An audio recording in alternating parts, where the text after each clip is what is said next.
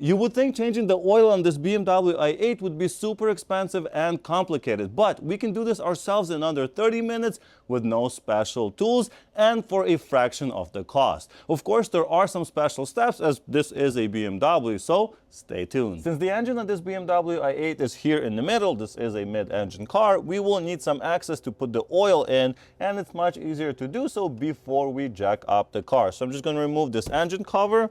So this flips up.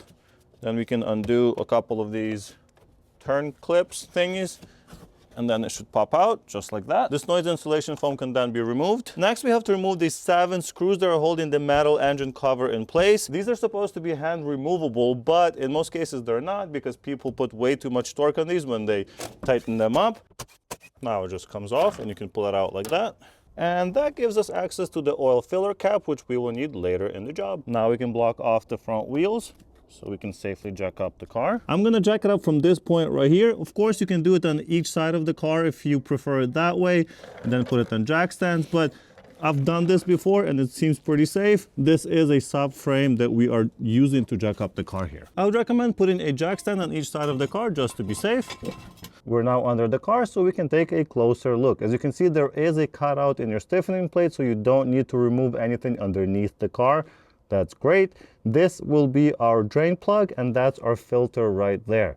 So before we do anything, we want to remove this plug, because when we remove this oil filter, some oil could get on the plug and we do not want it to get contaminated. So that's step one. We're just going to remove it like that and then put it to the side, making sure to remember to plug that back in later. With that out of the way, let's drain the oil first. So I'm just going to use a 17mm socket and remove the drain plug.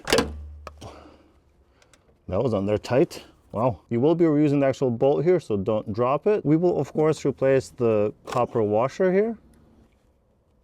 Well, that shot out way further than I expected, but we're just gonna let it drain now.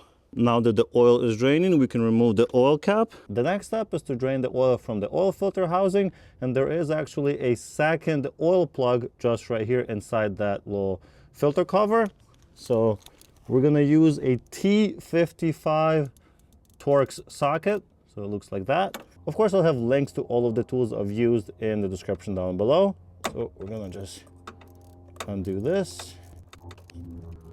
I'm just gonna use my hand for the rest of the way. There's not gonna be a lot in there, but we wanna drain it because when we take off the oil filter cover, well, that oil would get all over us. Now that the oil is mostly drained, well, we need to change that filter. And to get to the filter, we have to remove that entire oil filter cover. For that, you will need a 32mm socket. So that might be something you need to get, since I don't think most people have that in their tools. So check before you start this job. I got myself one of these U-joint extensions. Hopefully that's gonna help. Should go by hand now. All right, not that bad actually, but here's our oil filter. All right, let's take a quick look at what we have removed from the car and what we will be replacing it with. So we have this plastic drain plug. This can go in the trash. We will be replacing it with a brand new one. It already has the O-ring pre-installed, and we need to wet it with just a tiny bit of oil, so just like that. That's all we need to do with this part, so we put that to the side. For the metal drain plug, we have to remove the old copper washer and replace it with a new one. So that's going in the trash as well. Here is the new one. Make sure it's not bent. I've had it where the new filters came with a bent washer. Do not install it if it's bent or not round. So that's good to go. Next, we have to remove the old filter. So we're just gonna pull it out. Pops out like that. Put that to the side and install the new one. So this just clicks in as well. It must click like that. And lastly, we have to replace this O-ring. So I'm gonna remove the old one. Install the new one. We want to make sure this one has a little bit of oil on it as well. So just wet it with the oil. Now it's slippery, so it doesn't want to go in place. All right, that looks good. And next, we will be reinstalling this plug into the oil cover. However, we must clean this area really, really well so there is no oil remaining. So I'm going to use some brake clean for that. We want to protect this O-ring, so I'm just going to wrap it like this so it doesn't get on the O-ring, and clean the threads. We just got to wipe it real nice. We want to make sure it's nice and dry in there and let the brake cleaner evaporate.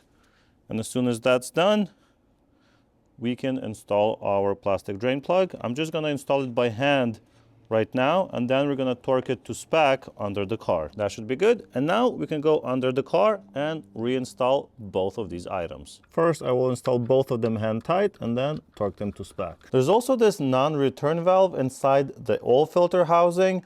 Not really sure what it does exactly, but we're supposed to check for freedom of movement on it. So just make sure it moves.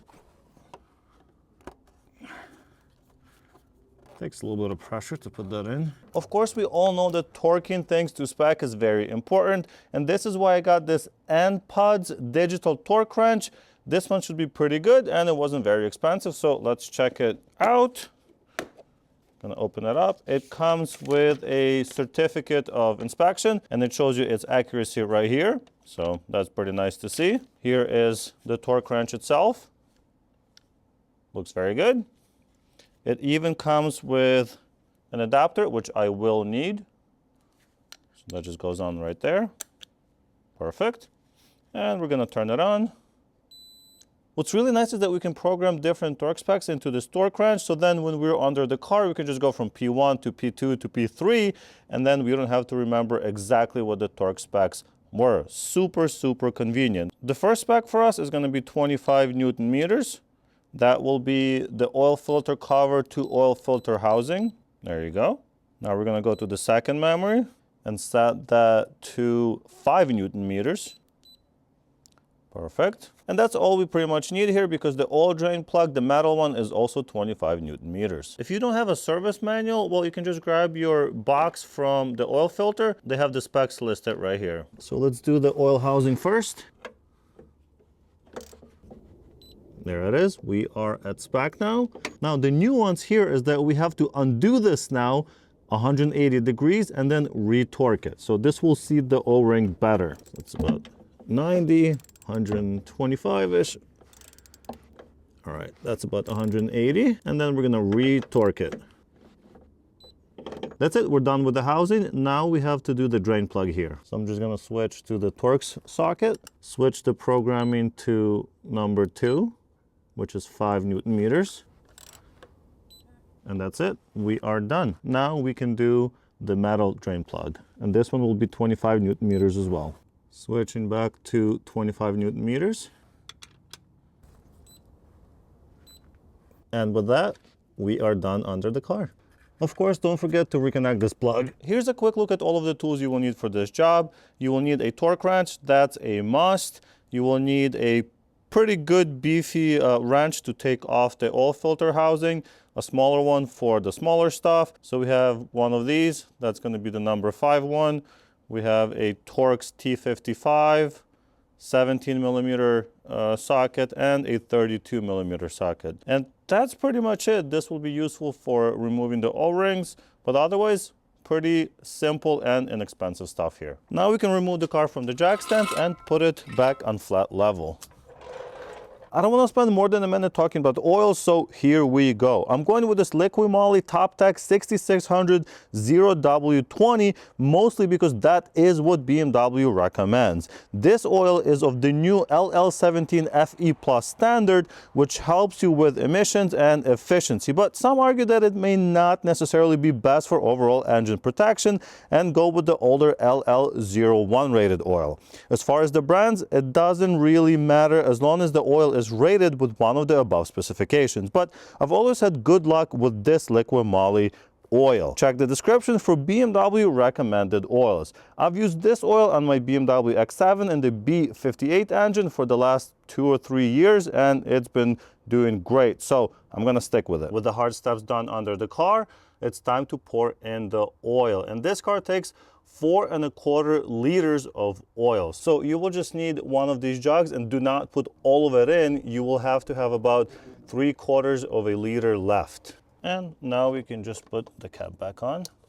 And done. The Carfax shows that the oil was changed about 10 months ago and about 2,000 miles ago. But as you can see, the service reminder was never reset. So I'm not sure if they just never changed the oil or if they just forgot to do this. So that's why I wanted to change the oil on this car, just to be safe. But now we have to reset the reminder and then measure the oil level. So I'm going to just press and hold this button for about 15 seconds or so.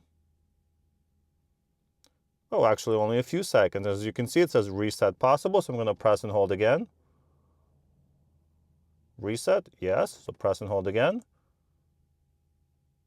Reset in progress. Reset successful. There you go. Perfect. And since this car doesn't have a dipstick, well, we have to measure the oil level from within the car. But first, we have to go for a drive. So I'll be right back.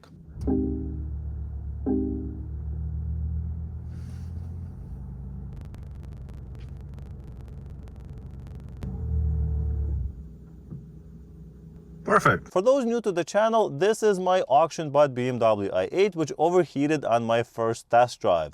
In the last 3 videos, I fixed the overheating issue, so check those videos out right here. And now I'm doing maintenance.